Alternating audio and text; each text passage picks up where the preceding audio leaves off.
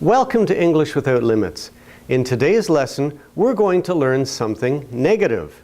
Now that doesn't mean we're going to learn something bad or learn to do something bad. It means we're going to learn how to make a negative statement, a statement that says no. Sometimes when someone asks you a question, the answer is a yes, sometimes it's a no. We're going to learn how to construct the no answer. Well, I hope you enjoy today's lesson.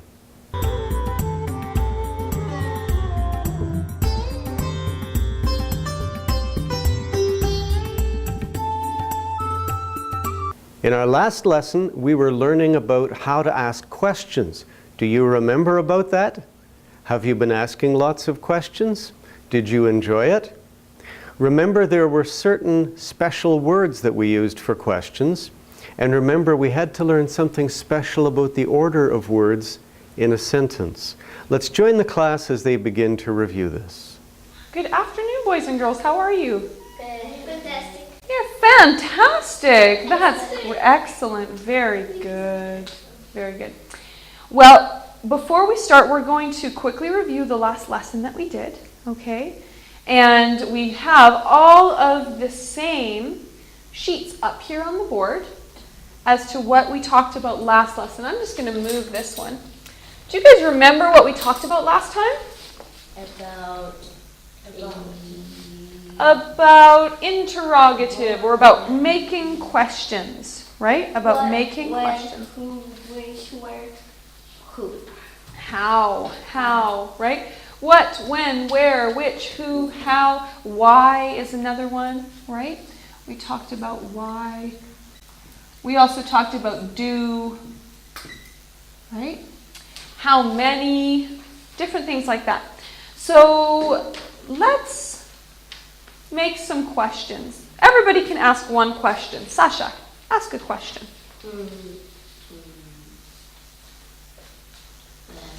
When we finish lesson? When we gonna finish lesson? Hold on, let's write it down. When we finish lesson. Is that a question? Something's missing. Do you remember we talked about this last time too? What's missing? The auxiliary verb or the helping verb. When will we? Right? When will we finish the lesson? Now that's a question. Good job. Okay, Marta, why don't you ask us a question?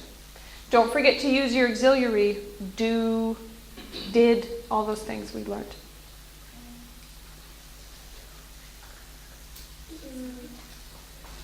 Do you like teaching English?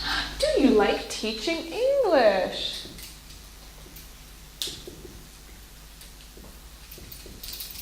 Okay, good question. Alisa, give us a question.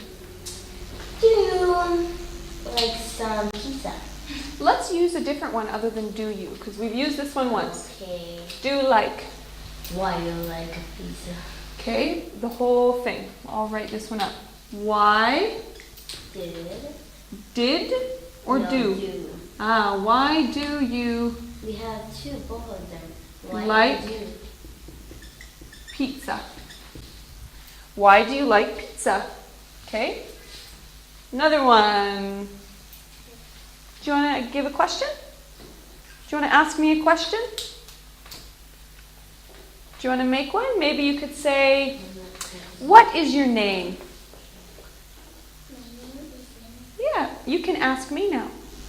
What is your name? What is your name?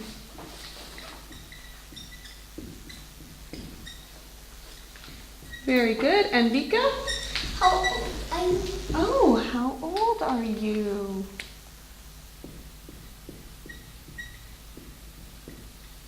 And Tanya?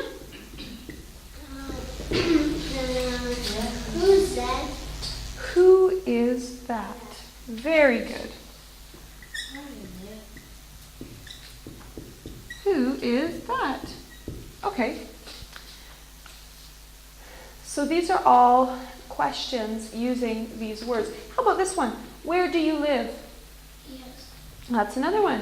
Where do you live? And remember, some of our helping verbs do like, will finish, do like.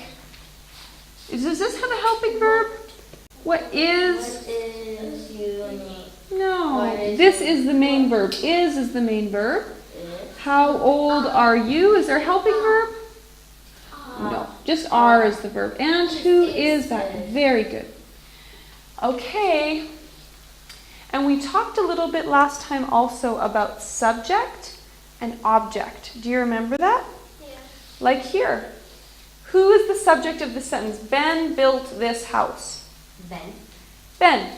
And now, look, I'm going to ask, Who? built this house?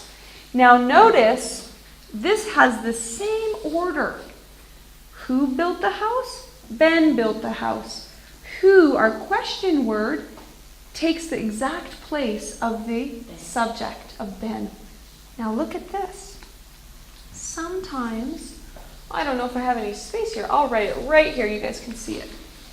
I'm going to write a sentence. You are my friend. Okay, who is the subject? What is the subject in this sentence?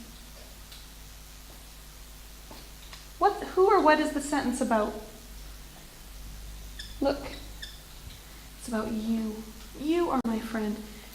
I want to ask you this. I want to make this a question. How do I do that? Do you are my friend? Oh, do you are my friend? Yeah. No. How am I going to ask?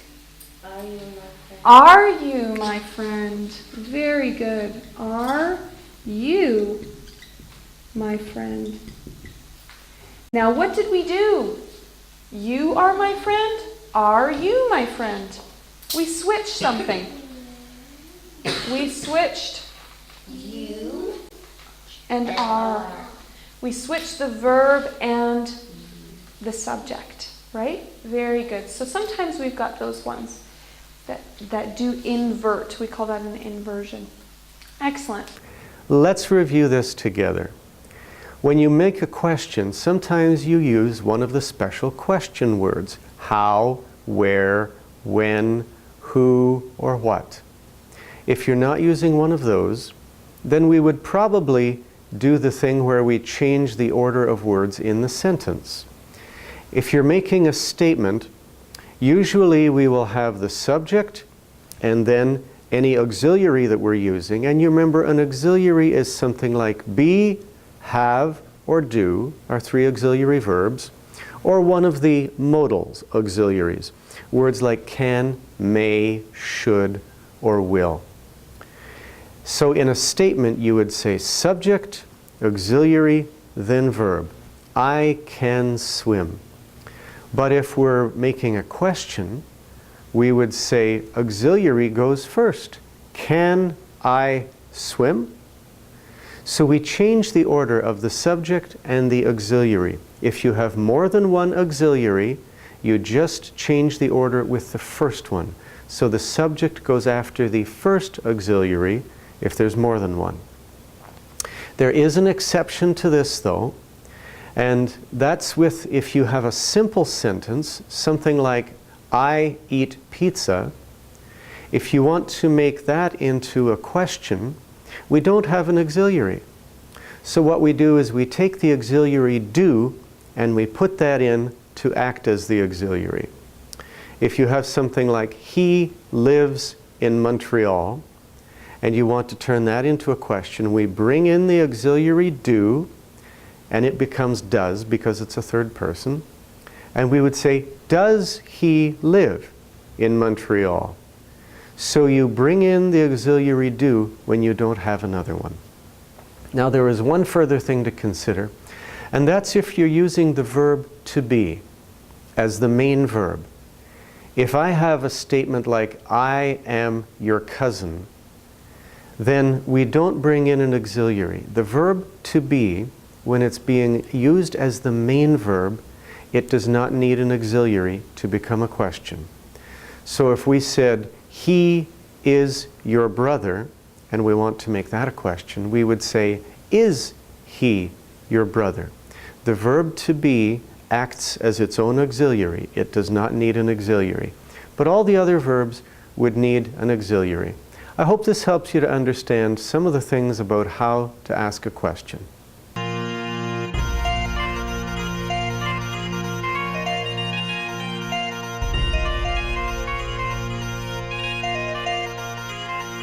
We need to learn about how to make a negative statement. Sometimes if you're asked a question, the answer is yes. Sometimes the answer to the question is no. And you need to know how to make a negative statement. This is not like that. Now the rules for making a negative statement are very similar to the rules for asking a question. They are not hard. So let's join the class as they begin to learn about negation, how to make a negative statement. So we're going to carry on with what we learned, and I wrote your questions down because we're going to use those. What we're going to learn about this time is we're going to learn about negation, or answering questions in the negative. For example, are you 20 years old, Marta? Are you 20 years old? No. No. Are you 20 years old? No. No. Whole sentence. No, I am not 20 years old. All right, let me write this one down really big. Not. Vika, are you the oldest child in your family? No. No, I am not the oldest child in my family. So, you said no. And because you said no, you had to use the word not in your answer, right? When you're answering negatively. Sasha, are you ready to go home? No. Right now. No, I'm not. No, I am not ready to go home. That's right, because we're in class. Very good. So let's take a look at some of these. So, let's take a look at some of your questions that you asked. Now we're going to answer them trying to use not. Okay. Why do you like pizza? How would I answer that using not?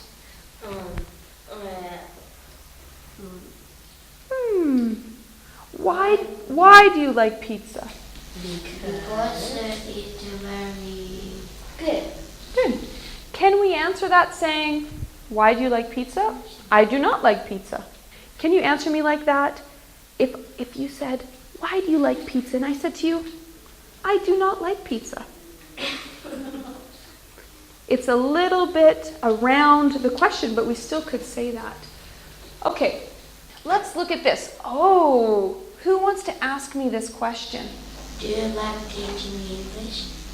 In truth, I do like teaching English, but because we're learning about not, I'm going to say, I do not like teaching English, but I do. I do like teaching English, but we're learning about using not. Okay, I'm going to ask you 3 more questions. Have you ever been to the United States? Have you ever been to the United States? Yes, I do. Yes, I have been to the United States. Okay. Who has not been to the United States? Let's say you. Sasha, have you been to the United States? No, I know. Tricky. You're right in saying no, but in this case, you say no, I have never been to the United States. You guys know the word never? Never? Never been. Aha. Okay. How about Lena? Have you been 20 years old before? No. I have never been 20 years old before. Right? How about Tanya? Have you ever been to a zoo?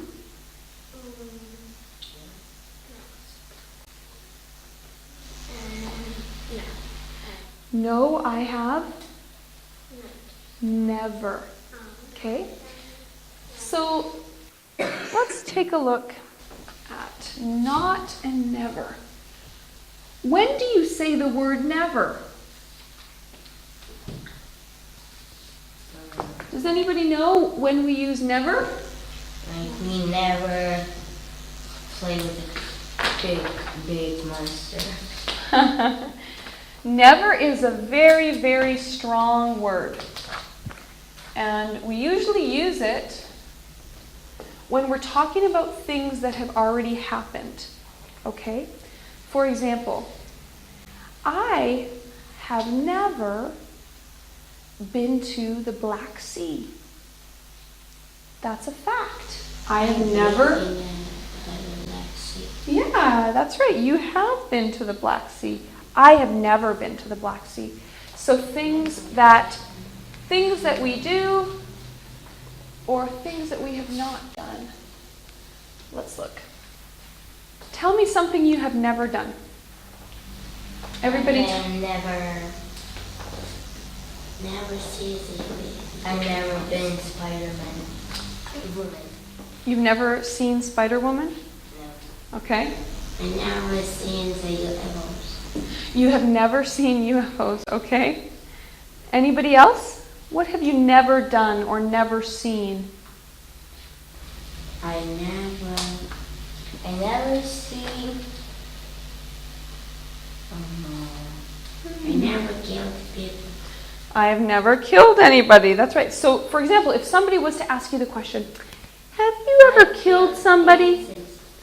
You've killed insects. Okay, here. Have you ever had a cat as a pet?